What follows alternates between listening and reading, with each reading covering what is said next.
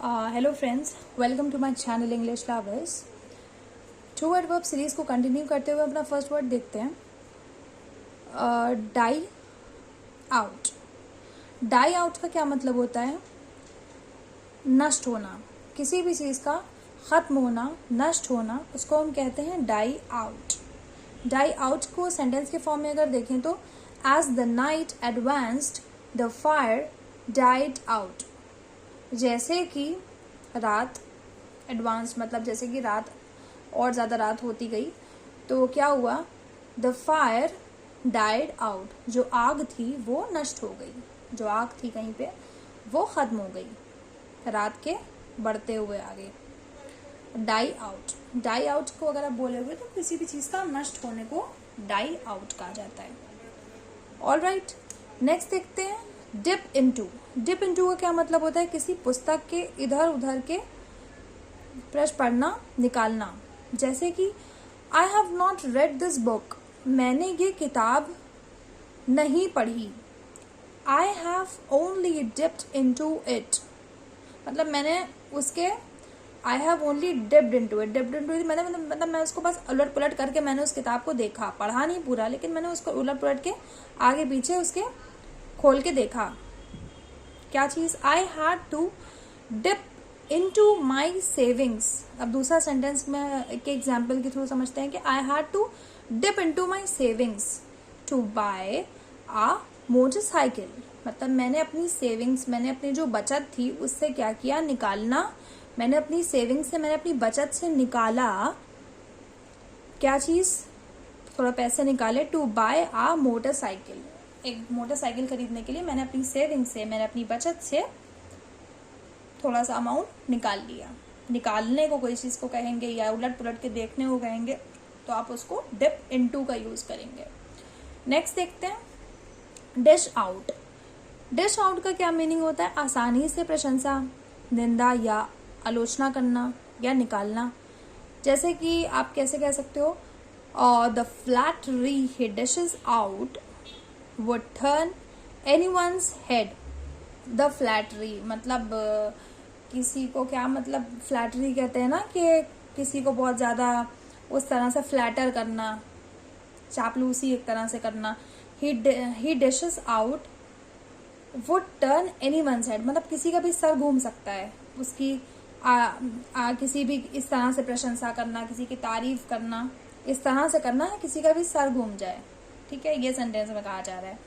सो इसको आगे देखते हैं कि please dish out ₹10 each for this trip.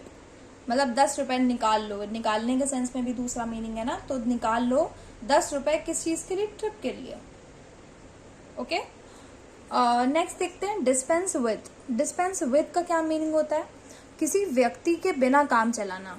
मतलब कि कोई इंसान ना भी आए तब भी आप काम चला लो, उस चीज को आप क्या बोलोगे? Dispense with. कैसे?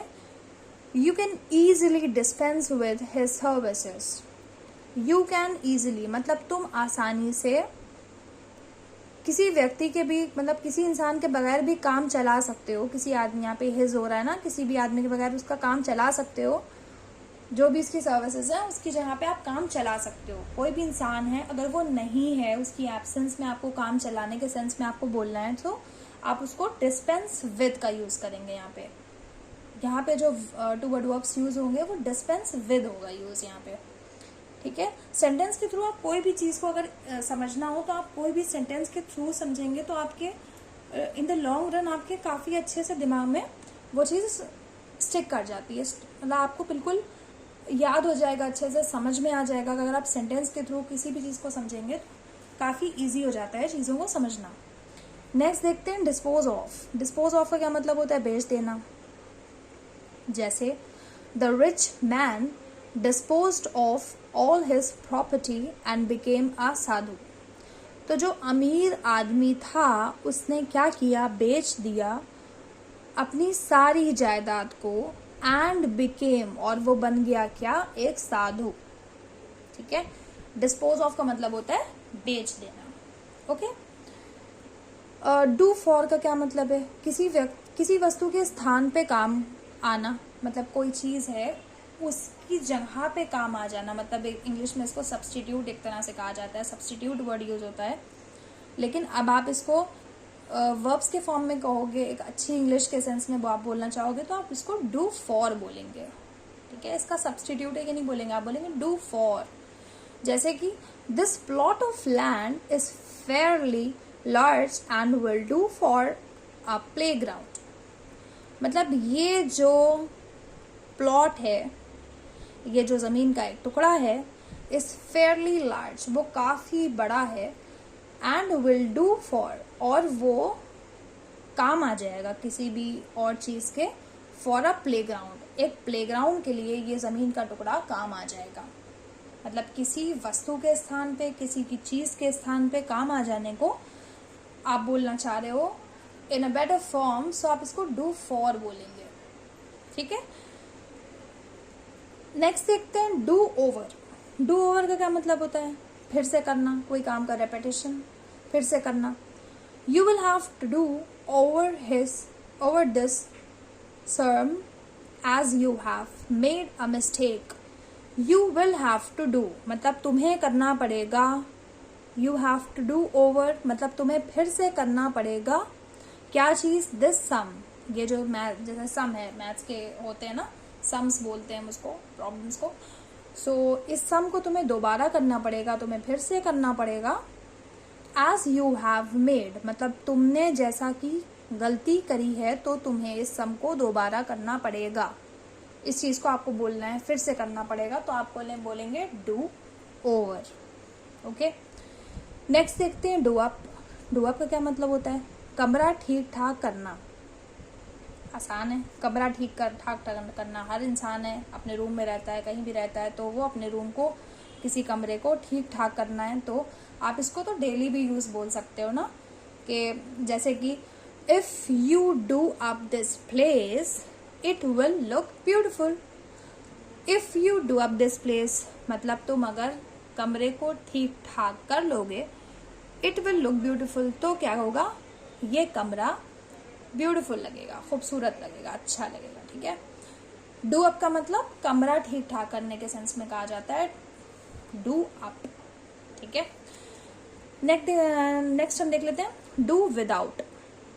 डू विदाउट का क्या मतलब होता है? किसी चीज के बिना काम चलाना। जैसे कोई चीज नहीं है बट आप उसकी जगह पे काम चला रहे हो, सो आप कैसे बोलोगे? जैसे कि we will have to do without many facilities at this village.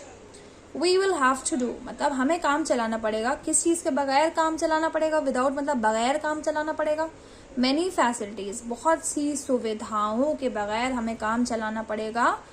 कहाँ पे? एट दिस विलेज, इस गांव में बहुत सारी सुविधाओं के बगैर हमें काम चलाना पड़ेगा। सो आपको बोलो, आप इस चीज को बोलोगे do without. We have to do without many facilities at this village, काफी सारी सुविधाओं के बगैर हमें काम चलाना पड़ेगा इस गांव में, ठीक है। नेक्स्ट देख लेते हैं ड्रॉ बैक। ड्रॉ बैक का मीनिंग होता है पीछे हटना, मुकर जाना। जैसे कि I cannot draw back from my promise.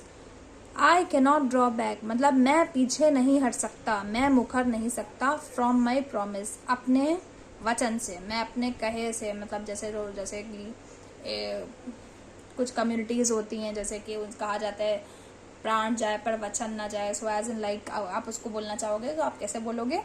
Promise से मैं अपने पीछे नहीं हट सकता, मैंने जो वचन दिया था, मैंने जो बात कही थी, मैं उससे पीछे नहीं हट सकता, मैं मुकर नहीं सकता। सो आप इसकी अच्छी वाली इंग्लिश में आप कैसे बोलेंगे? Draw back. I can not draw back from my promise, I can not draw back from my words which I spoke earlier, ठीक है। सो नेक्स्ट देखते हैं ड्रॉ इन। ड्रॉ इन का क्या मतलब होता है? अंदर की तरफ ले लेना। जैसे the cat drew in its paws and curled up on the floor. The cat drew in its paws, जो बिल्ली थी उसने अपने पंजों में अंदर की तरफ ले लिया और सिकुड़ सी गई। कहाँ पे? फ्लोर पे, ठीक है। फ्लोर मतलब फर्श पे सिकुड़ गई, बिल्ली ने अपने पंजों को सिकोड़ लिया। ड्रॉ इन का मतलब होता है अंदर की तरफ ले लेना, ठीक है। नेक्स्ट देखते हैं ड्रॉ नियर। ड्रॉ नियर का क्या मतलब होता है? ड्रॉ नियर का मतलब होता है पास आना, पास आना। जैसे कि as the winter draws near, जैसे कि सर्दियों का मौसम नज़दीक आ रहा है, people start wearing woollen clothes, तो लोग क्या कर रहे हैं कि पहन रहे हैं ऊनी कपड़े। ड्रॉ नियर का मतलब होता है पास आना। पास आना को आप इंग्लिश में अच्छी इंग्लिश में बोलना चाहोगे तो आप बोलोगे इसको ड्रॉ नियर। या आप इसको अगर नॉर्मल इंग्लिश में बोलेंगे तो आप कैसे बोलेंगे कि विंटर्स आर कमिंग, इस तरह से बोलेंगे कि विंटर नजदीक आ रहे हैं, सो आप बोलेंगे draw near. Okay. Draw on का क्या मतलब होता है? ड्रॉ ऑन का मतलब होता है नजदीक आना, पास आना। पास आना, नजदीक आना, दोनों सेंस तो।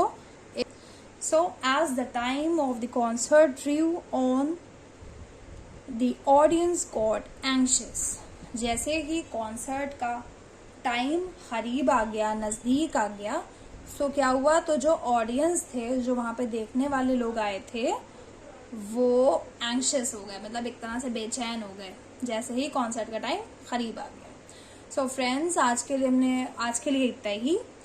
धीरे धीरे छोटे छोटे वीडियोस में थोड़े थोड़े वर्ब्स लेके हम चलते हैं और धीरे धीरे अच्छे से समझते हैं कॉन्सेप्ट्स को। हमारा गोल ये होना चाहिए कि हमें अच्छे से कॉन्सेप्ट्स हमारे बिल्डअप होने चाहिए, सो डैट अगर आप अपनी डेली कम्युनिकेशन में इन वर्ड्स को एज एन जैसे कि आप एक नॉर्मल इंग्लिश में कोई चीज़ को बोलते हो, किसी भी चीज़ किसी वर्ड को कहना चाह रहे हो, और आप एक टू वर्ड वर्ब्स फॉर्म के आप थ्रू बोलोगे, तो आपकी इंग्लिश और लोगों के कंपैरिजन में बेटर लगेगी, बेहतर लगेगी। जैसे कि और लोग बोलते हैं उनके हिसाब से आपकी इंग्लिश ज़्यादा अच्छी लगेगी। ठीक है। सो फ्रेंड्स, ऐसे ही धीरे धीरे सीखते जाइए इंग्लिश कम्युनिकेशन में इन वर्ब्स के फॉर्म को यूज़ करना। And do subscribe to my channel and press the bell icon for the upcoming videos.